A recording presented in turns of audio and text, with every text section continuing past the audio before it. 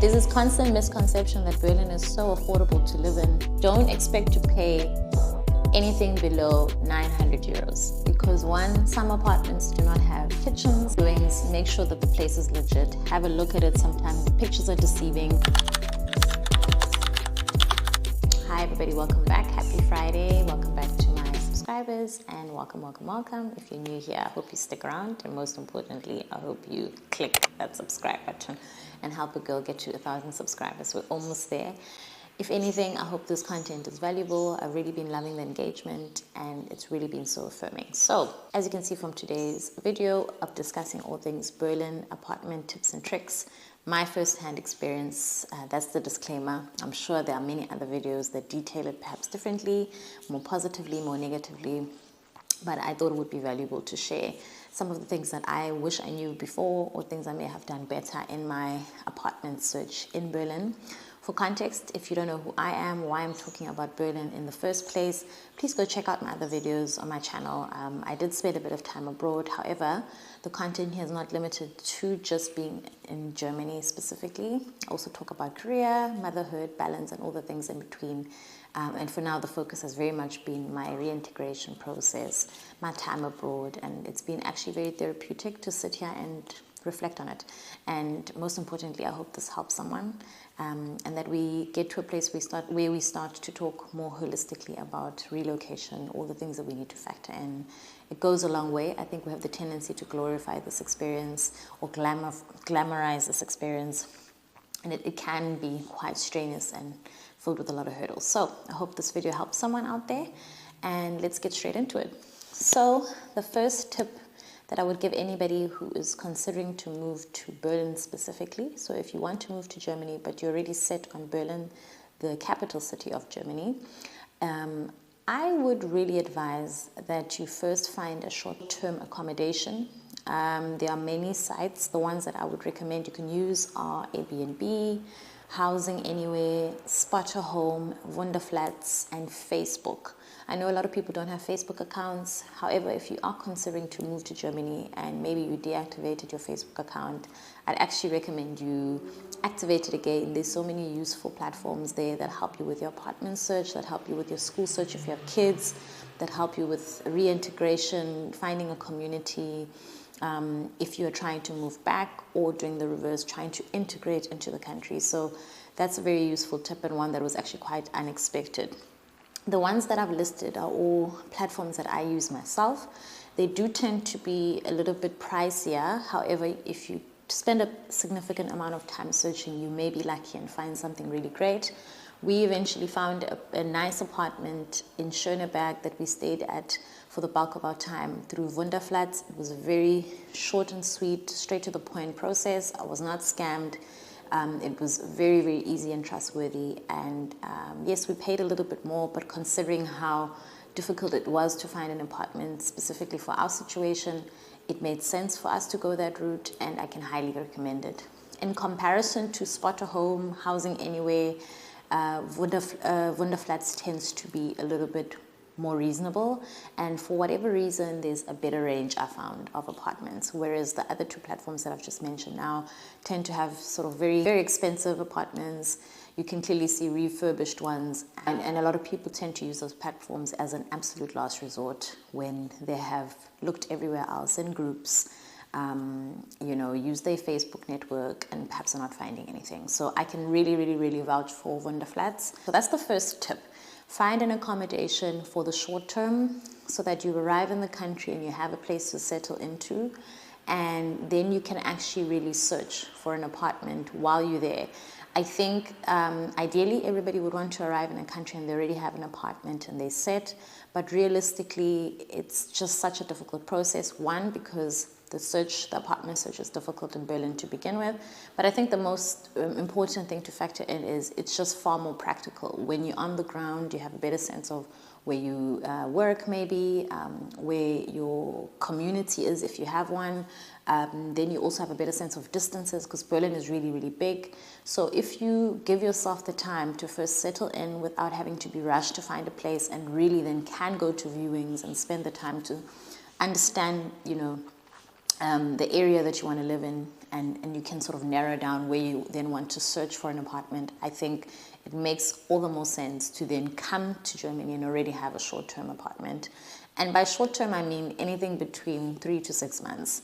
Obviously, this would not make sense if you're going to be in the country for a very brief and short period of time. Then perhaps the short-term route is the only route. But if you are planning on being in the country for long-term, then give yourself that time to search with no stress, and potentially then be in a position to find the suitable place for yourself. So the second tip would be use your network. Use your network. I already mentioned Facebook in the first point. I have an incredible network on Facebook, and to be honest, without that, I don't actually know how we would have been able to settle in as quickly as we did. But also personal networks. Don't be afraid to ask colleagues. Don't be afraid to ask friends. Don't be afraid to write a tweet, a status, or something. Post on IG, asking for support. People are, in my experience at least, so happy to support. To be honest, we underestimate this. You don't have to do this alone. I think the most important thing about this is there are people who are willing to rent out the apartments to someone that has been recommended through a personal contact. And a lot of people actually do not list their apartments on these popular platforms. So sometimes you actually can get really a discount rental price just by asking a personal friend, somebody that you know from work, and if they can vouch for you, you may be really lucky and get an apartment that's within your budget and maybe even with more flexible terms. So use your network. That's probably the best tip. Second tip is go to viewings. It's extremely time consuming. We were lucky not to have to do this too many times while we were there. But this is definitely something that you just cannot avoid. I don't know what country you come from if you're watching this, but I come from South Africa, and yes, viewings are popular. However, the rental market, the rental search, or rather the apartment search in our country is, it's very different. You have to just factor in very different things. However, the reason why I want to emphasize going to viewings in Germany particularly is this is also one of the ways to avoid being scammed. I'll do a separate video detailing how I got scammed. But yes, so go to viewings, make sure that the place is legit, have a look at it. Sometimes the pictures are deceiving. It also helps you to understand and know where it's located, and really can get a sense of, are you being ripped off or not ripped off? Is this a good fit? Is it not a good fit? The downside, of course, of going to viewings is that there are a lot of people, usually hundreds of people present at these viewings. So it does lower your chance of, obviously getting an apartment. But it's just one of those steps that you can't avoid. Another tip is don't expect to pay anything below 900 euros. Context. If you're looking for an apartment for yourself. I know there are a lot of flat shares or WGs as they're called, where you share with multiple people. Perhaps you share a bathroom and a kitchen, and you all live in one big house and everybody has their separate room. Of course, there are student accommodations where people pay less than the 900 euros. However, if you're looking for an apartment for yourself, so a 1-bedroom with a kitchen and a bathroom, sort of the basic layout, in my experience, I struggled to find anything below 900 euros. And in the end, we actually paid 1.5 euros for an apartment that was relatively small. But because I just lived with kids and did not want to share, that was the sacrifice, right? I just had to simply pay more rent. And realistically, even for the people who I know in my proximity who do not have kids, I don't know of anyone who paid less than 900 euros.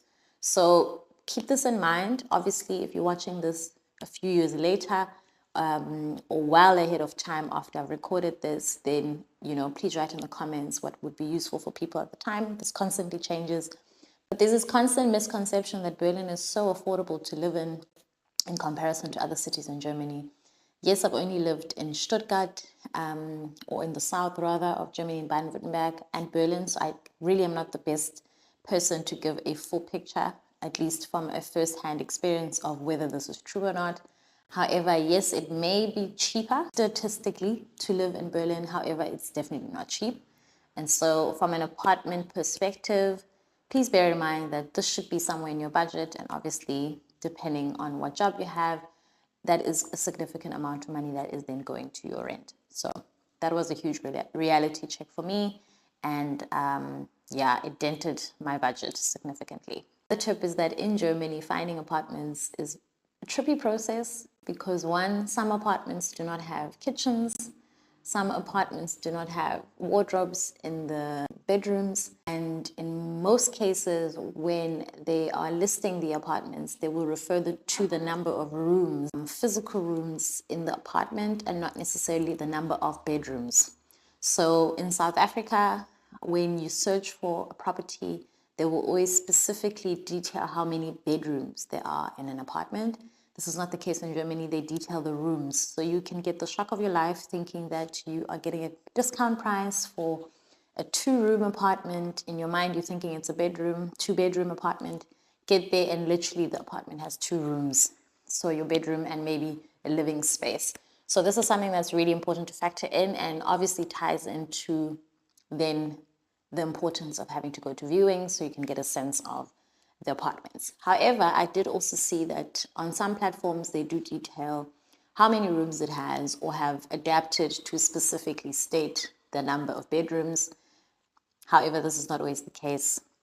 And it's just a very different world, right? You know, they search and have a very different logic in terms of the apartment search. One could also say this makes sense, that approach. However, if you come from a context where you just search differently and things are referenced to differently, this can be very confusing. So this is a very, very important tip.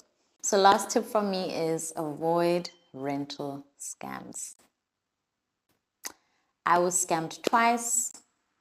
Let me know if I should detail this in another video because I feel that is a whole other story in itself. However, I did want to stress this. Avoid rental scams. And the most important takeaway from this video, if anything, is if the rental price online just looks too good to be true relative to all the other prices that you see on the certain site or in the group chat or whatever, it's most likely a scam. If the pictures seem too perfect, too edited, in comparison to other apartments in that specific area, it's most likely a scam. If there are no viewings available, it's most likely a scam. If the process is incredibly rushed, it's most likely a scam. And if you never have any kind of telephonic conversation with this person prior to signing a lease or anything like that, then it's most likely a scam. And this seems like very obvious red flags. However, depending on the context that one comes from, a lot of these things are just very common practice in other countries. And I know that I fell victim to scams twice in Germany, and it was just one, maybe not even trusting my gut feeling, but also secondly, just not being familiar with the things that I needed to look out for within the German context. That's the final tip from my side, all things searching for an apartment in Berlin. There are plenty of videos online. I hope this was helpful for whoever stumbled upon it, and good luck. It's rough.